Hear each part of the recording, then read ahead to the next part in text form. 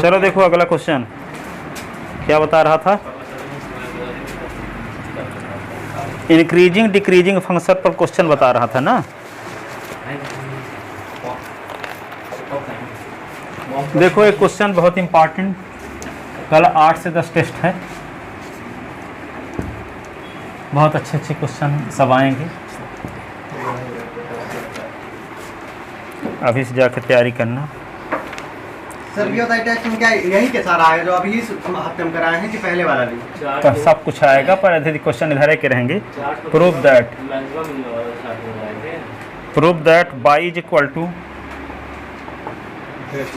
4 sine theta. देखो 4 sine theta upon 2 plus cos theta, 2 plus cos theta minus theta.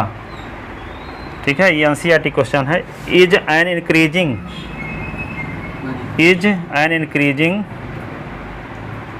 On is an increasing वो minus theta है। Is an increasing on theta in interval 0 to π/2, 0 to π/2। ठीक है, अब सुनो, बात बंद करो एकदम, 40 मिनट पढ़ो पर एकदम सीरियसली। तो given y is equal to क्या है, 4 sine theta upon 2 plus cos theta minus theta. तो D Y upon D theta निकालते हैं पहले। तो क्या लगाओगे, कौन सा रूल लगाओगे, कोशिएंट रूल। तो क्या होगा 2 प्लस कास थीटा और d upon D theta 4 sine theta minus 4 sine theta और d upon D theta 2 plus cos theta upon denominator का स्क्वायर, तो 2 प्लस कास थीटा का whole square.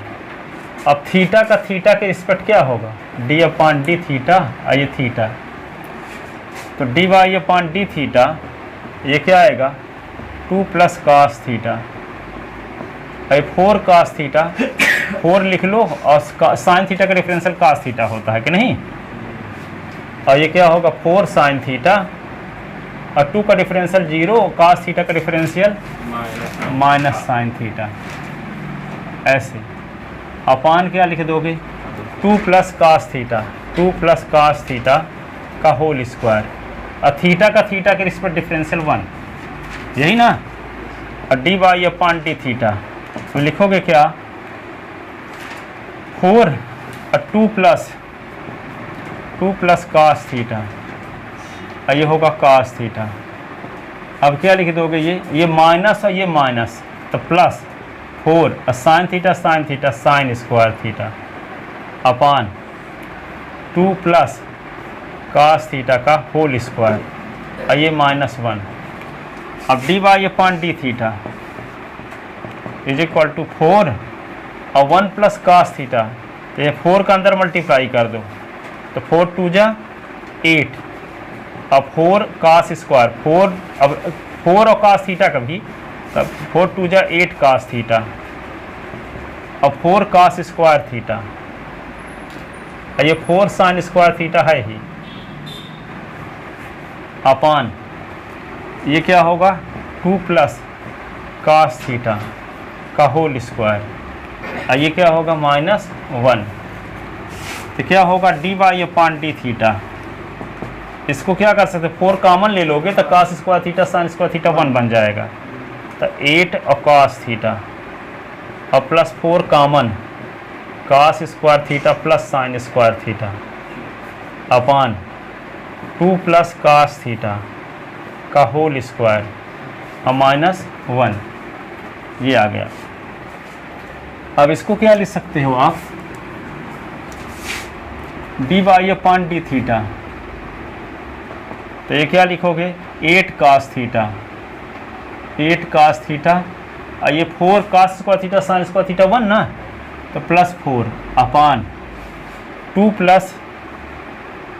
Plus cos theta का whole square, और ये -1 अलग से, तो -1 अपान 1 कर लो। अब एलसीएम लेते हैं इन दोनों के साथ, ठीक है। तो क्या होगा, dy/d theta is equal to, LCM total का क्या हुआ, 2 प्लस कास थीटा का होल स्क्वायर। अब देखो क्या हो जाएगा, ये 8 कास थीटा और +4, और ये माइनस, और ये हो जाएगा 2 प्लस कास थीटा का होल स्क्वायर, कास थीटा का होल स्क्वायर। अब इसको क्या लिख सकते हो, dy/d थीटा, ये 8 कास थीटा +4। अब a प्लस बी के होल स्क्वायर का फार्मूला लगाओ, तो क्या होगा, 2 का square plus 2 into 2 into cos theta plus cos square theta upon 2 plus cos theta का होल स्क्वायर।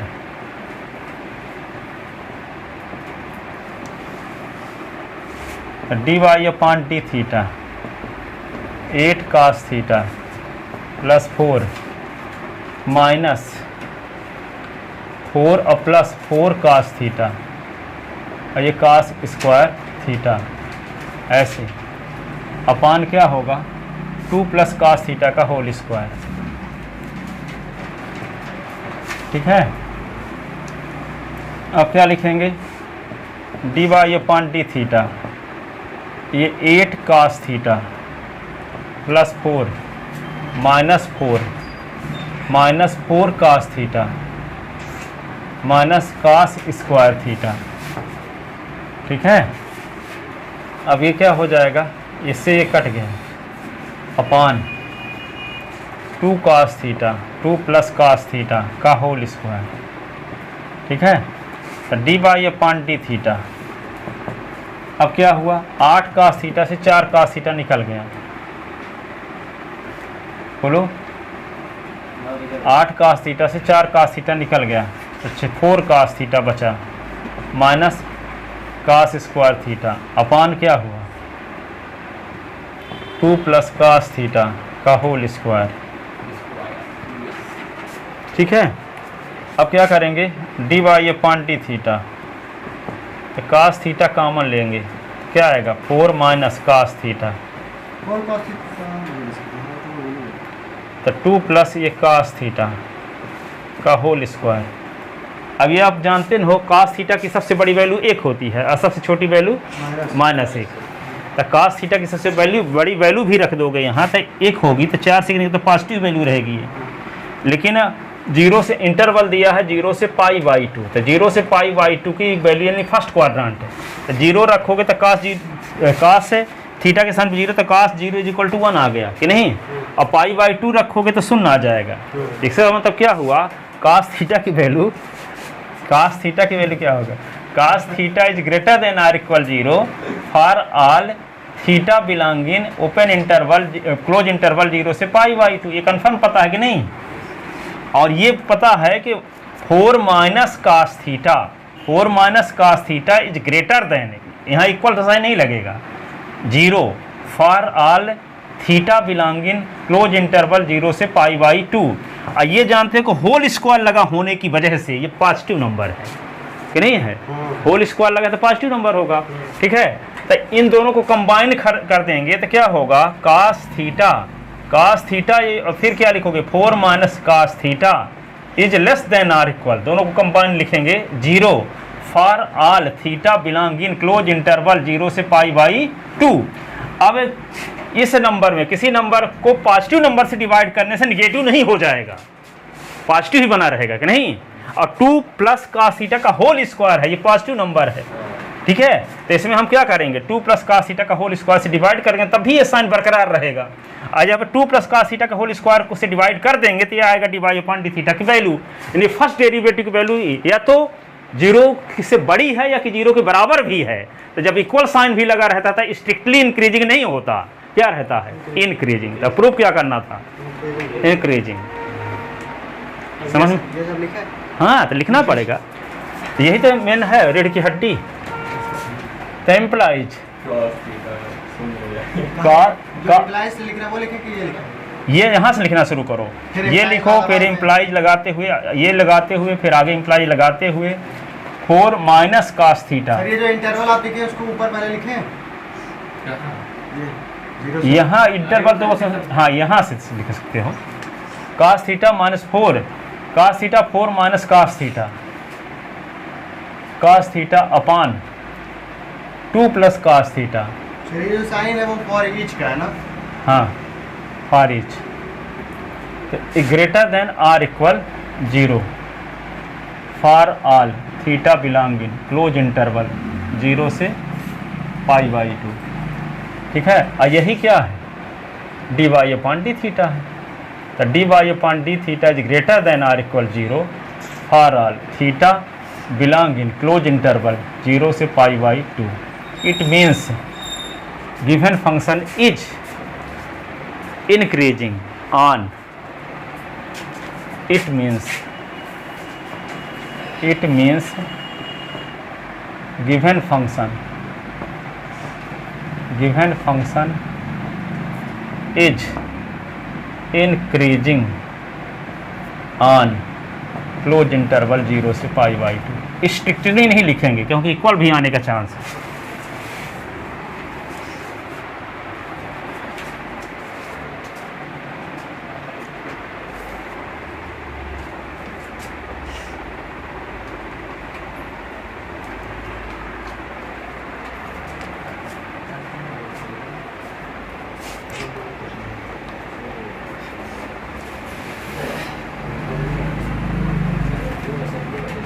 ये CBSE बोर्ड में 20 साल आया है ये क्वेश्चन बोर्ड में। हाँ,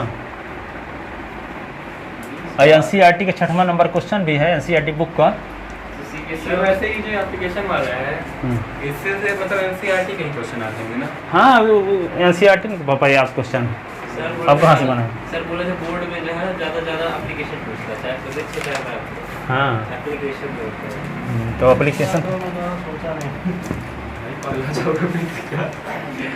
लेकिन ये है कि वो चैप्टर से जितना आना है उतना आएगा। बताइए सर CBSE का उसका और ये रहता है कि जैसे जो पैटर्न रहता है ना आने का, अगला क्वेश्चन वो लिखो। कभी फॉलो नहीं होता। मैं बता रहा हूँ केस स्टडी बेस आने वाला था उस चैप्टर से, उस चैप्टर से केस स्टडी बेस ना आके जो इतना भयंकर चैप्टर था उससे केस स्टडी बेस आता है और उस चैप्टर से क्वेश्चन आ गया। मैं पगला गया। प्रूव दैट द लॉगरिथम उसके हिसाब से पकड़ गया था। द केस बेस बना दिया इसके लिए।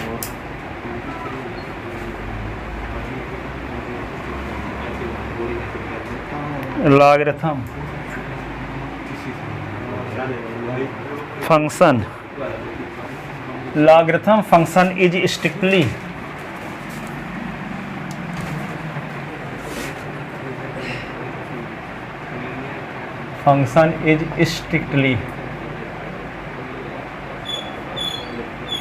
increasing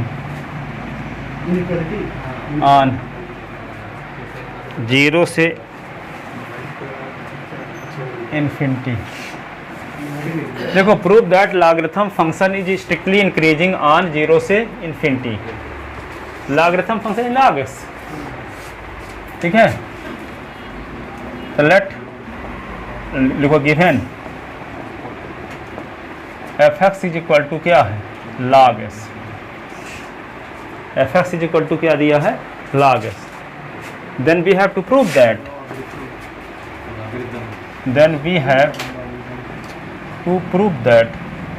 स्पेलिंग क्या है लॉगरिथम की? LOGRA लॉगरिथम LOGA होता है सर। LOGRI logarithm RITHM। हाँ RITH होता ना, ये नहीं होता। अरे एम होता है वो मुझे पता है, लास्ट में एम होगा बस। THM होगा ये तो पता है, पर वो नहीं पता था। लॉग THM ही होगा लास्ट में, ये नहीं होगा। Then we have to prove that f(x) is equal to log x is strictly increasing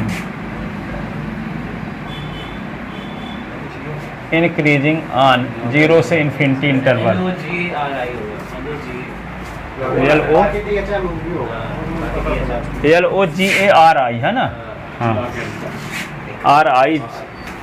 RITHM। तो देखो, तो F S is equal to log s strictly increasing on 0 से इन्फिनिटी। तो यहाँ पे एक बार डिफरेंशियल कर दो, तो F dash x is equal to log s का क्या होता है 1/x।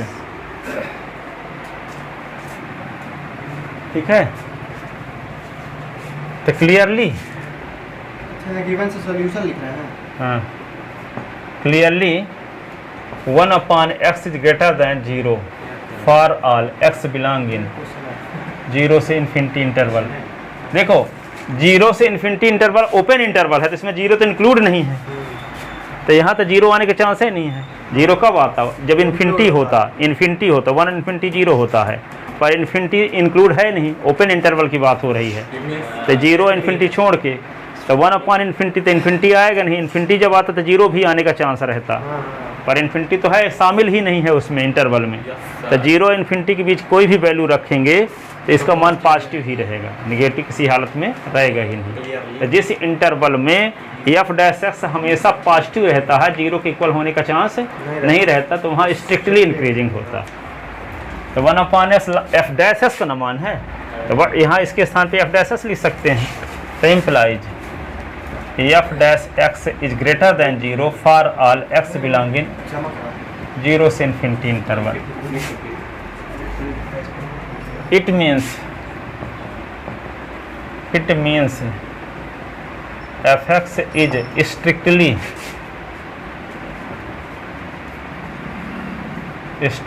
increasing on 0 से इन्फिनिटी इंटरवल, 0 से इन्फिनिटी इंटरवल, ओपन इंटरवल। ठीक है,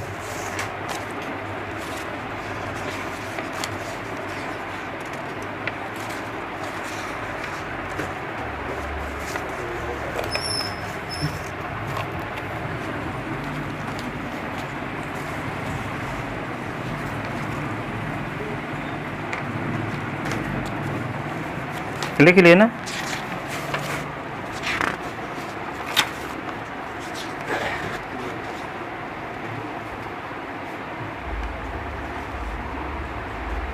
अगला क्वेश्चन देखो,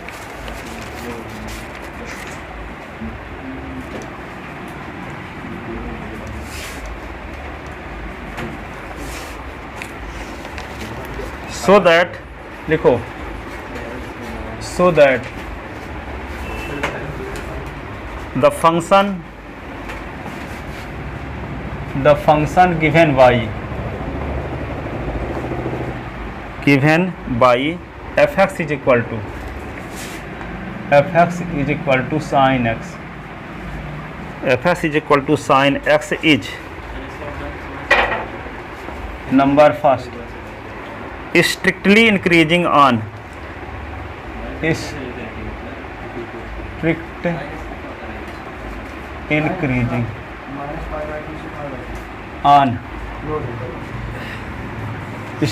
increasing in 0 से π/2, b strictly increasing in, strictly decreasing in, strictly decreasing in π/2 से पाई,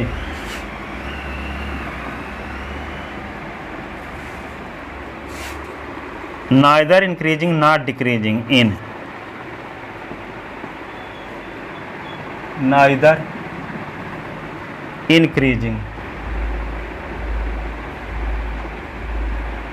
nor decreasing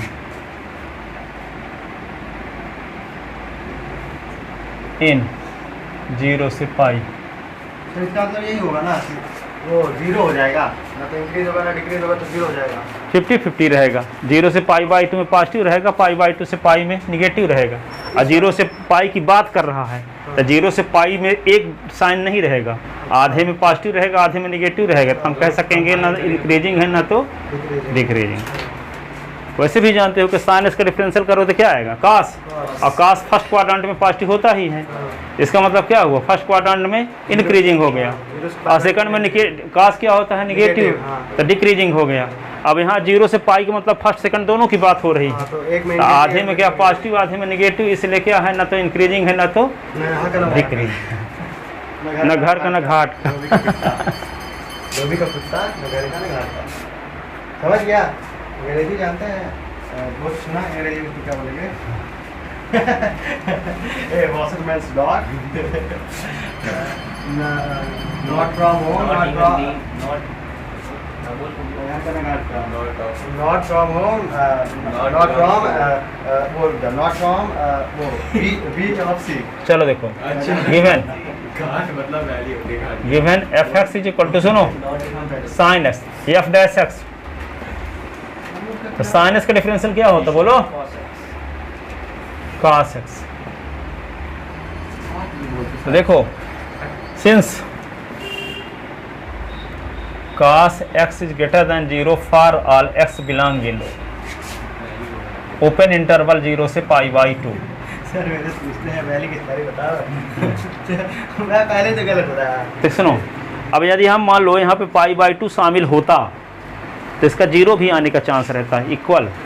तो इक्वल आने का चांस नहीं है क्योंकि π/2 इंक्लूड नहीं है, ओपन इंटरवल, ठीक है, स्ट्रिक्टली इंक्रीजिंग, ठीक है। तो cos x is greater than 0 for all x belong in 0 से π/, ओपन इंटरवल 0 से π/2। अब cos x है किसकी वैल्यू, f डैश x, तो क्या लिख दोगे, f dash x is greater than 0 for all x belong in open interval 0 से π/2। It means fx is strictly increasing in 0 से π/2। It means fx is strictly increasing on increasing in 0 से π/2। Also क्या लिखोगे, cos x is less than 0 for all x belong in open interval π/2 से π। और cos x किसकी value है, f dash x की। तो इम्प्लाइज इसी को ऐसे भी ले सकते हैं, f dash x is less than 0 for all x belong in π/2 π। It means, जिसका अर्थ है, it means fx is strictly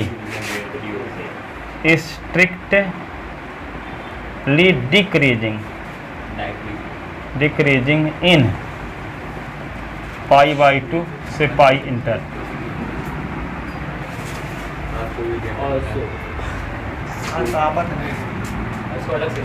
ठीक है, तो ये हो गया क्या, बी नंबर, और ये हो गया ए नंबर। अब सी नंबर की बात करते हैं।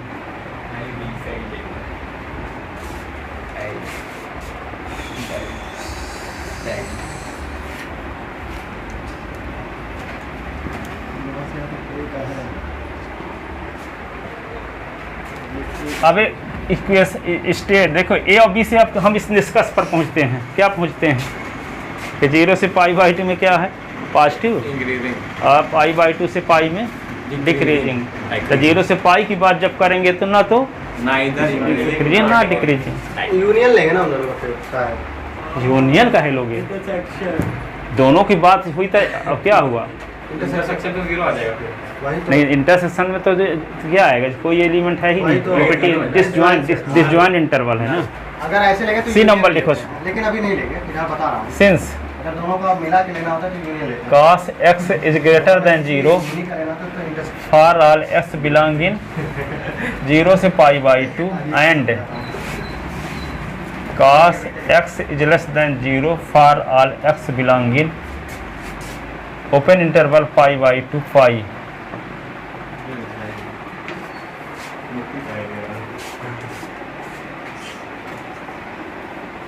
ठीक है, भाई की जिंदगी में फिर ये कबाड़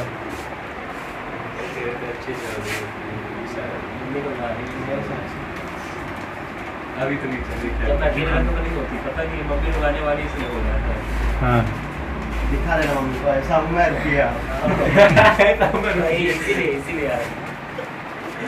खाना नहीं मिला चले। इट जाता मीन्स है, अपना पैर हाथ बोले बोल देखिए क्या सामने का पट पट। fx is greater than 0 for all x belonging 0 से pi by 2 and f dash x ना, f dash x is less than 0 for all x belonging pi by 2 से पाई. It means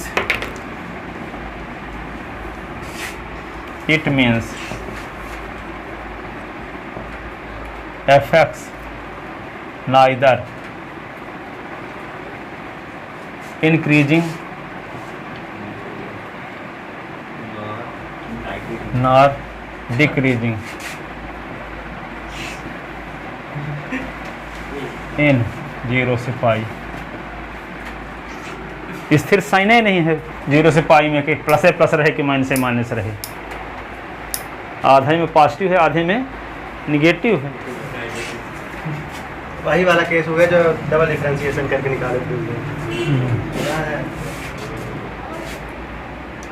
आधे में वैल्यू सही आ रही थी डिक्रीजिंग, आधे में फिर गलत आ रही थी इंक्रीजिंग।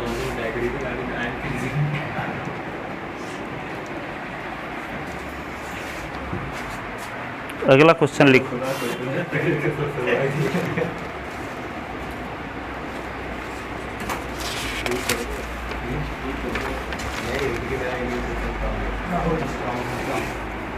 लेकिन मेरा कमजोर हो रहा है।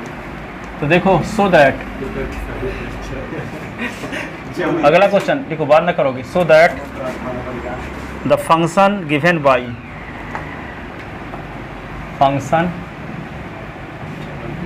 By fx is equal to e की power 2x is strictly increasing on r. Is strictly increasing on r. r पर स्ट्रिक्टली इंक्रीजिंग है. निगेटिव आने के चांस है ही नहीं. s के स्थान पे आप निगेटिव वैल्यू रख दोगे. मान लो सपोज करते हैं जैसे e की पावर 2s है ना, s के स्थान पे मान लो -3 रख दिए. e की पावर 2 इंटू -3 तो क्या होगा e की पावर -6 तो 1/e की पावर 6 और 1/e की वैल्यू होते 2.718 की पावर 6 तो पॉजिटिव रहेगा कि नहीं. और यदि e की वैल्यू 0 और ले लोगे तो क्या होगा e की पावर 0.1 होता है. e की पावर 2s है तो e की पावर जैसे है देखो e की पावर 2s है तो e की पावर मान लो 0 ले लिए तो 2 इंटू 0 तो e की पावर 0 तो वैल्यू 1 हो गई तो 1 भी 0 से बड़ी है. और यदि e की s की वैल्यू मान लो 5 ले लिए पॉजिटिव वैल्यू ले लेते हैं तो e की पावर 2 इंटू 5 तो e की पावर क्या हो गया 10. और e की वैल्यू तो जानते हैं 2.718 तो इसकी पावर 10 करोगे तो पॉजिटिव वैल्यू आएगा. 0 आने का सवाल ही नहीं उठता. तो निगेटिव वैल्यू रखो चाहे पॉजिटिव रखो चाहे बी 0 रखो, इस कंडीशन में उसका डिफरेंशियल की वैल्यू क्या रहेगी पॉजिटिव. जैसे यहाँ पे ये बोल रहा है कि 2 से मल्टीप्लाई करेंगे तो हमेशा इवन आएगा, उसके कारण ये पॉजिटिव हो रहा है ये बोल रहा है. अगर हम 3 रख दें वहाँ पे 3e⁻3x रख दें तब भी तो और वही आएगा ना पॉजिटिव है. नहीं तो 3 2 से मतलब थोड़ी e की पावर चाहे 55 रख दो तब भी आएगा वो स्ट्रिक्टली रहेगा. हम 2 3 से मतलब नहीं रखते, ये कहते हैं कि e की पावर तो -6 आएगा. यहाँ पे 3 और है तो तब भी तो माइनस में न रहता, पॉजिटिव थोड़ी हो जाता, नीचे जाता तो वही पॉजिटिव हो जाएगा. ये कहना चाहते हैं e की पावर चाहे कुछ भी हो वो स्ट्रिक्टली इंक्रीजिंग ही रहेगा. ठीक है, क्योंकि s की वैल्यू चाहे पॉजिटिव रखो चाहे निगेटिव रखो चाहे 0 रखो, इस कंडीशन में वैल्यू 0 से बड़ी ना रही है. 0 आने का आप बताओ कि e की पावर 2s की वैल्यू 0 कब आएगी ये बताओ. नहीं बता पाऊंगा एक बार तो ऐसे नहीं आएगी क्योंकि e की पावर 0 भी 1 ही होता है. क्या बोलना e की वैल्यू e की पावर 2s की वैल्यू 0 कब आएगी जब -∞ हो e की पावर. तो यहाँ पे s देखो r का मतलब होता है ओपन इंटरवल -∞ और +∞. यदि r इज इक्वल टू ऐसा होता -∞ और क्लोज इंटरवल तब यहाँ पे f है F x is equal to, इसका डिफरेंशियल करते तो 2 ई की पावर 2s आता, तो 2 ई की पावर 2 इंटू माइनस इन्फिनिटी करते तो क्या होता, 2 ई की पावर माइनस इन्फिनिटी हो जाता। ठीक है, तो 2 1 अपॉन ई की पावर इन्फिनिटी। आई की पावर इन्फिनिटी का मतलब क्या होता है, कि जैसे 2 से बड़ी संख्या में पावर बढ़ाते जाओगे तो मान बढ़ता जाएगा। तो ई का मान तो 2.718 होता है, तो इसमें पावर 1 करोगे तो मान बढ़ेगा, 1 करोगे तो कुछ मान आएगा, 2 करोगे तो और ज़्यादा। मान लो इसका मान 2 है, सपोज करते हैं, तो 2 की पावर 1 2, 2 की पावर 2 तो 4, 2 की पावर 3 तो क्या 8, 2 की पावर 4 तो 16। तो जैसे जैसे पावर बढ़ाते तो वैल्यू बढ़ती है कि नहीं। तो जब 2 की पावर बहुत बड़ी संख्या, 2 की पावर बहुत बड़ी संख्या, तो बहुत बड़ा मान इन्फिनिटी। ठीक है, तो यहाँ पे देखो ये क्या, ई की पावर 1 अपॉन ई की पावर इन्फिनिटी का मान क्या होगा, इन्फिनिटी ना हो जाएगा, और 1 अपॉन इन्फिनिटी 0 हो जाएगा। ठीक है, तो ये तभी होता जब आर का मतलब होता minus close interval minus infinity plus infinity, जबकि आर की मीनिंग होती है माइनस इन्फिनिटी और इन्फिनिटी ओपन इंटरवल। ठीक है, तो आर में तो minus infinity plus infinity include नहीं होते, इसलिए यहाँ एस के स्थान पे माइनस इन्फिनिटी आएगा नहीं, तो एफ डैश एस 0 आने का सवाल ही नहीं उठता है। इसलिए क्या होगा, आर स्ट्रिक्टली इंक्रीजिंग होगा। स्ट्रिक्टली इंक्रीजिंग होगा, हाँ आर पर। ठीक है, लिखेंगे कैसे पता है, तो क्या लिखोगे, f x is equal to e की पावर 2s, तो एफ डैश एक्स देखो, तो d upon d s e की पावर 2x। सुनो, मल्टीप्लाई कॉमन नहीं लेते हैं, ई की पावर 2s का फिर से तो 2, तो F dash x is equal to क्या होगा, 2 ई की पावर 2x। ठीक है, when x is positive, x is greater than 0, that is x is positive, let s is equal to 1 ले लेते हैं, तो क्या होगा, f dash 1 is equal to 2 E की पावर 2 इंटू 1, तो 2 ई की पावर 2, तो होगा 2 और 2.718 की power 2 is equal to positive value. तो व्हेन देखो, when x is less than 0,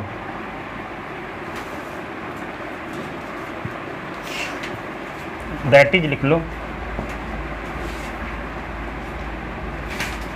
F dash x is greater than 0 for all x belonging, for all x belonging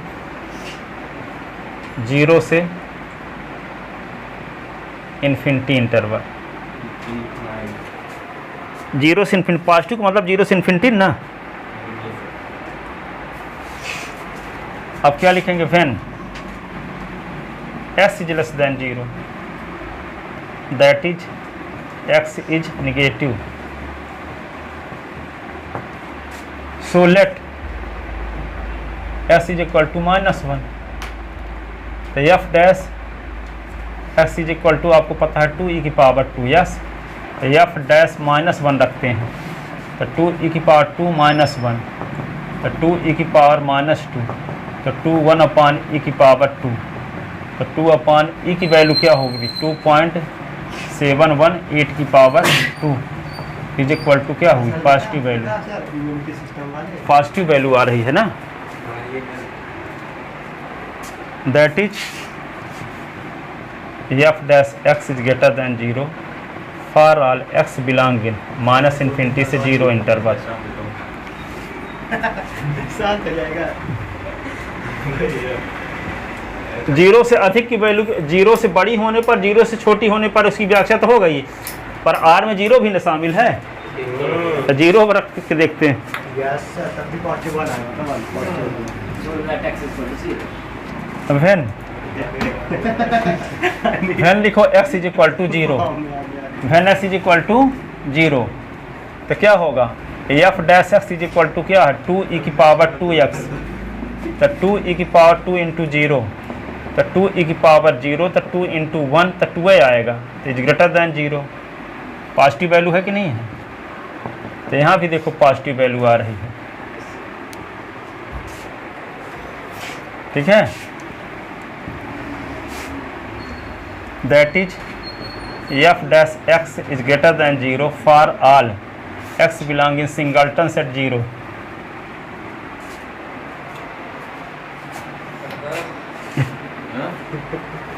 वो तो पता है एक एलिमेंट लेते हैं सिंगलटन सेट लगाते हैं, लेकिन अब यहाँ पे x इक्वल टू 0 कुछ करके नहीं लिख सकते।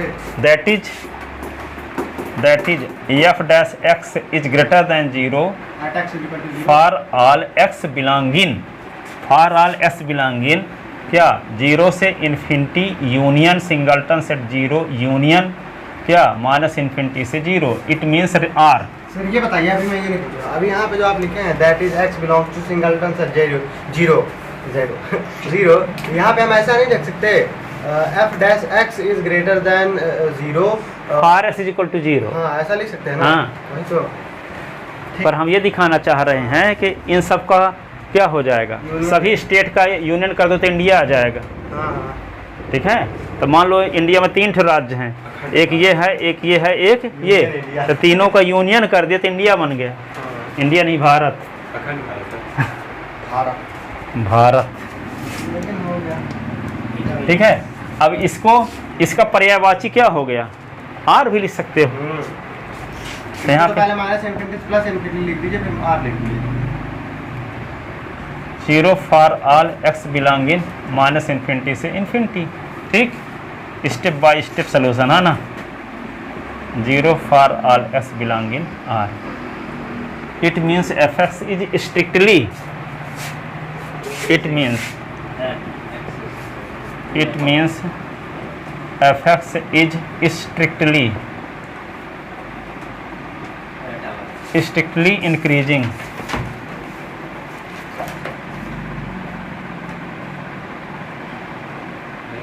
On R. छानबीन इसलिए कि हो सकता है कहीं एफ डैश 0 तो नहीं हो रहा है, ठीक है। एक साल सीबीएसई बोर्ड में यही क्वेश्चन ऐसे आता है, F x equal to e की पावर ऐसे भर था, करना वही रहेगा। उसमें भी वही आएगा। हाँ 2s नहीं था, ई की पावर एस वाला था, ठीक है। कर लोगे ना ई की पावर एस वाला, मेरा पेपर नहीं मिला। हैं? पेपर नहीं मिला। तो करा रहे हैं, लास्ट में जो कराते हैं सब देते, समझ लो। हाँ लिख के रखे होंगे, वो लास्ट में करा रहे हैं। यू कम नहीं है। श्री राम। यू कम नहीं है।